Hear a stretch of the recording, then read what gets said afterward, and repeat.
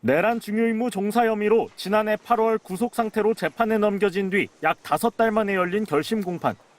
내란 특검은 이상민 전 행안부 장관에게 징역 15년의 중형이 필요하다고 재판부에 요청했습니다. 특검 측은 국민의 생명과 안전을 책임지는 행정안전부 장관으로 친위 쿠데타에 가담해 경찰의 국회 봉쇄를 알고도 묵인했다고 말했습니다. 언론사 단전 단수 지시 혐의와 관련해서는 판사만 15년을 지낸 엘리트 법조인이 단전 단수가 언론사 통제 용도라는 것과 그 과정에서 심각한 인명피해가 발생할 수 있다는 걸 몰랐을 리 없다고 지적했습니다. 하지만 이 전 장관은 계엄 선포 전후 사정도 몰랐고 몇 분 만에 내란을 공모한다는 건 말이 안 된다며 단전 단수 문건을 슬쩍 봤을 뿐이라는 입장을 굽히지 않았습니다. 특검 측이 CCTV를 기준으로 이 전 장관이 대통령 집무실에 머문 시간이 13초밖에 안 되는데 그 찰나에 계엄 선포도 만료하고 문건도 봤다는 건 말이 안 된다고 하자 이 전 장관은 직접 윤석열 전 대통령이 곧바로 나가라고 손짓을 해 집무실을 나오는 과정에서 문건을 본 것이라며 실험을 해봐라 가능하다고 주장했습니다.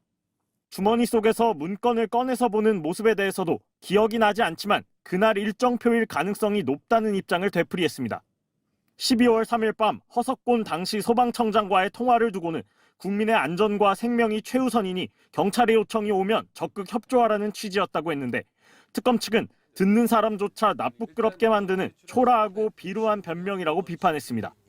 이 전 장관에 대한 선고는 다음 달 12일에 내려질 예정입니다. MBC 뉴스 송정훈입니다. 네, 이 사건 그걸 제가 다 일일이 기억하기는 어렵습니다.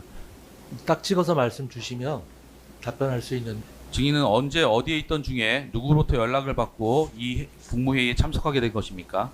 답변 드리지 않겠습니다. 증인은 몇 시경에 대통령실에 도착했습니까? 답변 드리지 않겠습니다. 증인은 박성재 장관과 이 당시 회의에서도 많은 대화를 나누는 모습이 확인되는데 어떤 내용의 대화를 했습니까? 답변 드리지 않겠습니다. 비상계엄 해제 국무회의를 마칠 때 피고인이 국무위원들은 남아보라라고 말한 사실 있습니까? 답변 드리지 않겠습니다. 피고인이 국무위원들에게 남아보라고 한 다음에 어떤 말을 하였습니까? 답변 드리지 않겠습니다. 비상계엄 선포 전 국무회의에 심의가 있었던 것으로 봐야 하는지에 대한 의견을 물어봤던 것은 아닙니까? 답변 드리지 않겠습니다. 뭐 반대 신문을 하실 게 있겠습니까? 뭐 없습니다.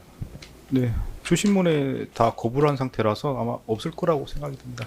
네, 재판은 헌법과 법률에 따라서 진행합니다. 그래서 지금 내란 중요 임무 종사로 재판받고 계신 거죠? 네. 네, 법정형이 사형까지로 규정되는 걸로 알고 있습니다. 그 혐의가 중하고 저희 재판한 과정의 CCTV라든지 여러 정황을 봤을 때는 증인이 깊이 관여되어 있는 것으로 보입니다. 그런 점을 고려해서 전체적으로 다 정은 거부를 다 허용했습니다.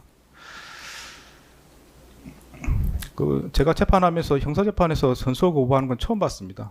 네, 법에 정해진 따라 선서 거부 사유가 없음에도 불구하고 선서 거부를 했다고 봐서 최대 50만 원까지 과태료를 부과하도록 되어 있습니다. 그래서 과태료 50만 원을 부과했습니다.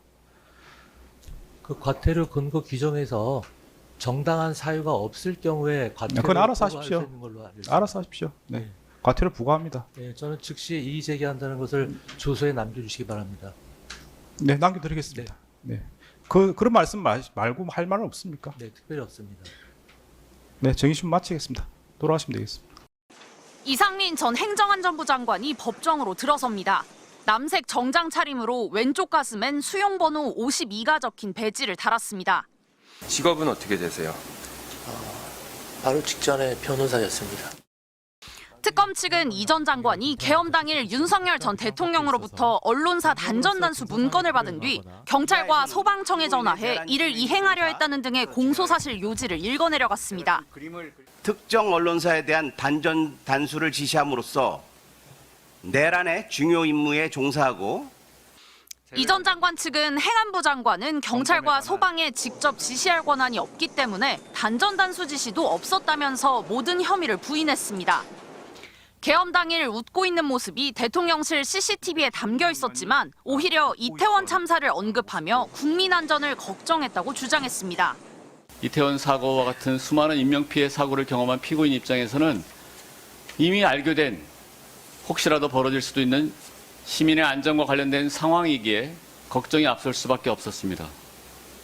이 전 장관 측은 또 한덕수 전 국무총리와 박성재 전 법무부 장관에 대한 구속영장이 기각된 부분을 가져오거나 자택에서 돈다발이 발견됐다는 언론 보도에 대해 프레임을 짜는 검사의 오래된 수사 기법이라고 주장하기도 했습니다. 피고인에 대해 나쁜 이미지를 심어주고 검사들 사이에서 이미 오래되고 관행화된 수사 기법으로. 이에 특검 측은 특검과 전혀 상관없는 일인데 검찰을 모욕하고 있다고 반발했습니다. 증거 없이 검찰을 모독하는 얘기를 앞으로는 절대 하지 않으시기를 부탁드립니다. 다음 재판에선 이 전 장관의 계엄 당일 행적을 알고 있는 운전비서 등에 대한 증인 신문이 진행될 예정입니다. MBC 뉴스 구승입니다.